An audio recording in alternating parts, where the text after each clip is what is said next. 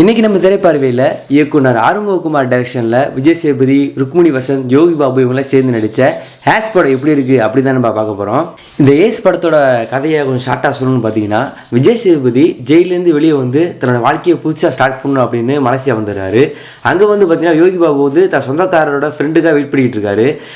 அவர் தான் விஜய் சேதுபதி அப்படின்னு நினச்சி யோகி பாபு தன்னை வந்து பெரிய பிஸ்னஸ் மேன் அப்படின்னு சொல்லிட்டு பில்டப்லாம் கொடுத்து விஜய் சேதுபதி அங்கேருந்து அவரோட வீட்டுக்கு கூப்பிட்டு போயிடுறாரு.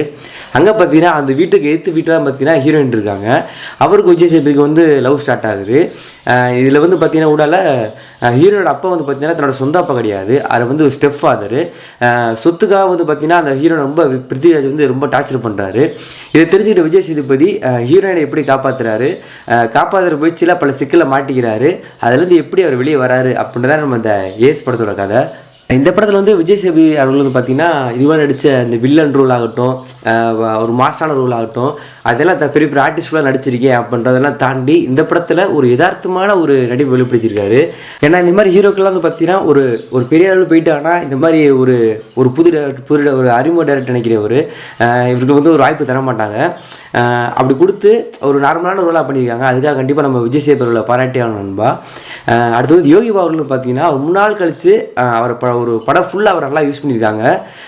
ஆனால் காமெடின்னு பார்த்தீங்கன்னா அது நல்லா இருக்கான்றதை நான் பின்னாடி உங்களுக்கு சொல்கிறேன். மற்றபடி யோகி பாபு வந்து இந்த படத்தில் ஃபுல்லாக யூஸ் பண்ணியிருக்காங்க நண்பா. இந்த படத்தில் வந்து ஹீரோயின் வந்து ருக்மிணி வசந்த் அவங்களை ஆக்ட் பண்ணியிருக்காங்க.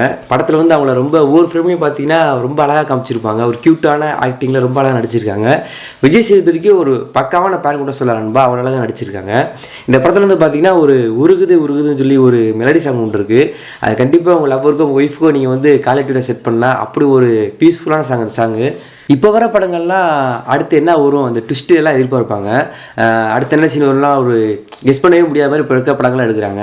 அப்படி பார்க்கும்போது இந்த படம் வந்து பார்த்தீங்கன்னா ரொம்ப பழைய சீனாக தானே பாருக்கு. எல்லாமே பார்த்தீங்கன்னா பழைய படத்தில் அந்த ஹீரோயின் வந்து ஃபஸ்ட் இன்ட்ரோவில் வந்து அடித்து ஹீரோயின் இம்ப்ரெஸ் பண்ணுறது, அந்த மாதிரி சீன்லாம் நிறையா படத்தில் வந்து பார்த்தீங்கன்னா பழைய சீனாக தான் இருக்குது. எல்லாமே கெஸ் பண்ணுற மாதிரி தான் இருக்குது. விஜய் சேதுபதி வந்து இன்ட்ரோவில் வந்து பெரிய மாசாக காமிச்சிருப்பாங்க, ஏதோ பின்னாடி வெயிட்டாக காட்ட போகிறாங்க அப்படின்னு நம்ம இது பார்த்துட்டே இருப்போம். அந்த மாதிரி படத்தில் எதுவுமே இல்லாமல் புஷ்ஷுன்னு படத்தை முடிச்சிருவாங்க.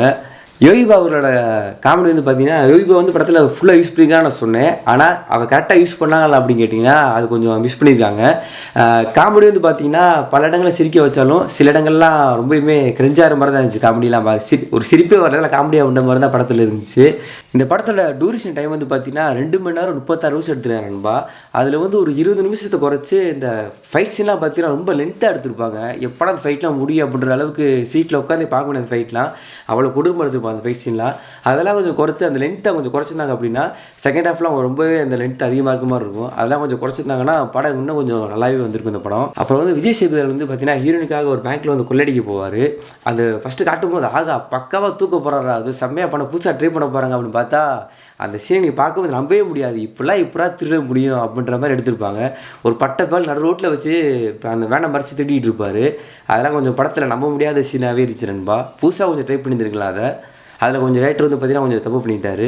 அதாவது படத்தோட எண்ணில் தான் பார்த்தீங்கன்னா விஜய் சேதுபதி அவர்கள் வந்து தன் சொந்தக்காரோட ஃப்ரெண்டு கிடையாது அப்படின்னு யோகி பாபு அவர்களுக்கு தெரியும். யோகி பாபு வந்து விஜய் சேதுபதி பார்த்துட்டு யாரா நீ அப்படின்னு கேட்பாங்க. அப்படியே பார்த்தீங்கன்னா படத்தை முடிச்சிருவாங்க. டேரக்டர் வந்து நீங்களே விஜய் சேதுபதி யாரை கண்டுபிடிச்சிக்கோங்க அப்படின்னு சொல்லி நம்ம கையில் சொன்ன மாதிரி படத்தை வந்து முடிச்சிட்டாங்க நண்பா.